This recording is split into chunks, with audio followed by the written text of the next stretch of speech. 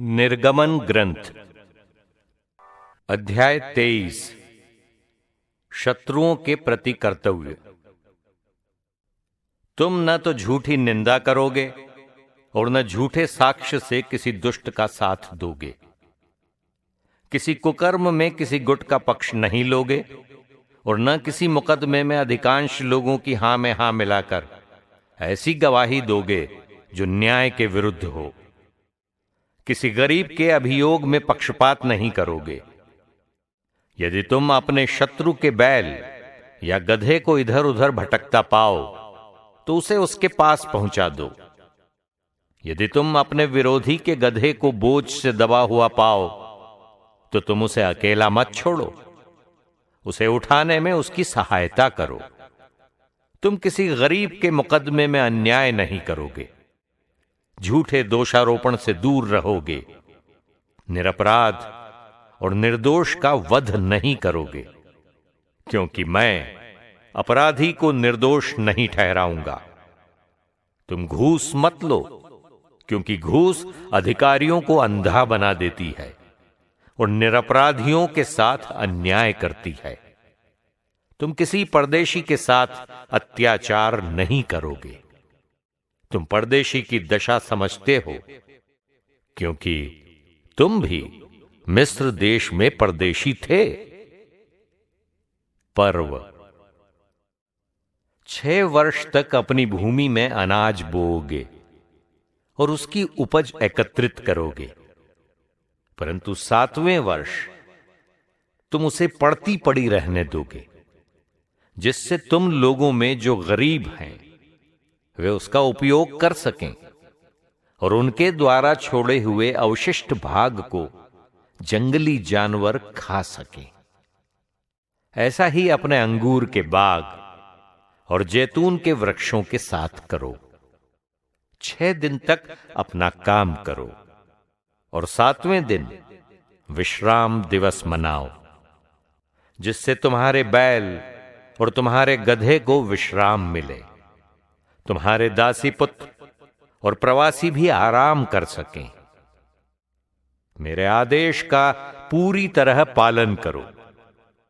किसी दूसरे देवी देवता का नाम लेकर प्रार्थना नहीं करो। तुम्हारे मुख से उनके नाम सुनाई तक न दें। वर्ष में 3 बार मेरे आदर में पर्व मनाओ। बेखमीर रोटियों का पर्व मनाओ। मैंने जैसी आज्ञा दी थी वैसे ही 7 दिन तक आबीब महीने में निर्धारित समय पर बेखमीर रोटियां खाओ, क्योंकि इसी महीने में तुम मिस्र से निकले थे। मेरे दर्शनार्थ कोई भी खाली हाथ ना आए। तुमने जो अपने खेतों में बोया हो, जब इससे अपने परिश्रम के प्रथम फल की उपज मिले, तब तुम कटनी का पर्व मनाओ। वर्ष के अंत में जब तुम अपने परिश्रम के फल बटोरो तो तुम संचय पर्व मनाओ। वर्ष में 3 बार सब पुरुष सर्वोच्च प्रभु के सामने उपस्थित हुआ करें। तुम लोग न तो खमीरी रोटियों के साथ मुझे बलि पशु का रक्त चढ़ाओ और न पर्व में चढ़ाई हुई चर्बी सवेरे तक रखो। अपनी भूमि की पहली उपज का सर्वोत्तम अंश अपने प्रभु ईश्वर के घर ले आओ। किसी मेमने को उसकी मां के दूध में मत उबालो। प्रतिज्ञात देश की यात्रा। मैं एक दूत को तुम्हारे आगे आगे भेजता हूं।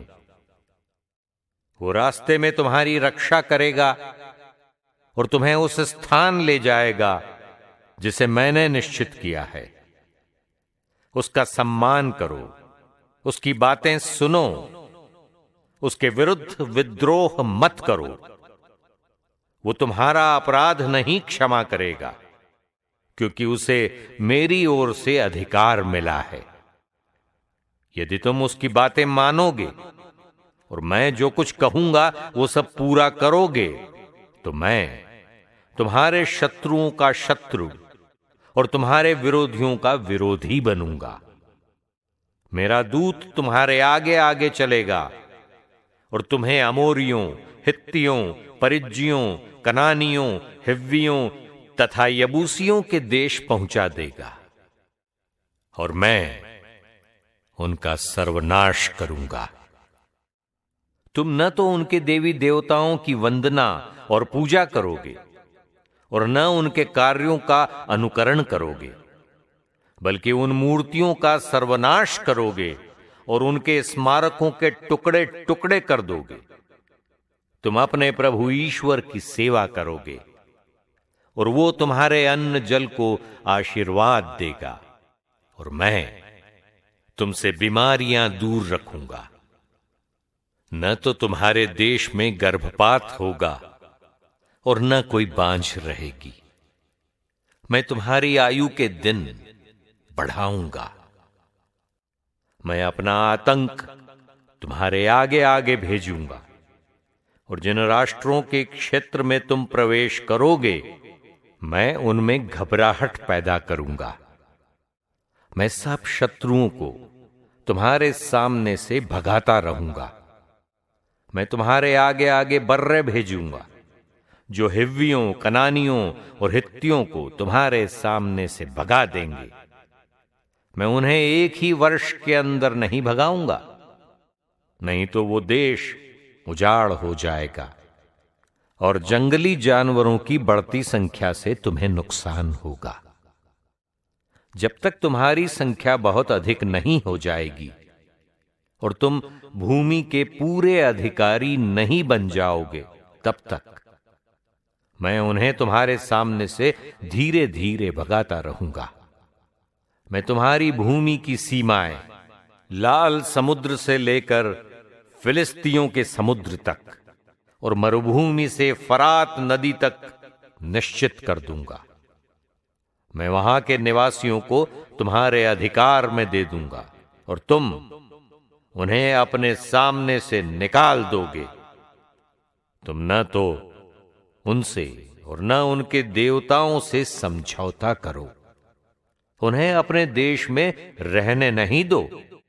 कहीं ऐसा ना हो कि तुम उनके देवताओं की सेवा करो और ये तुम्हारे लिए फंदा बन जाए।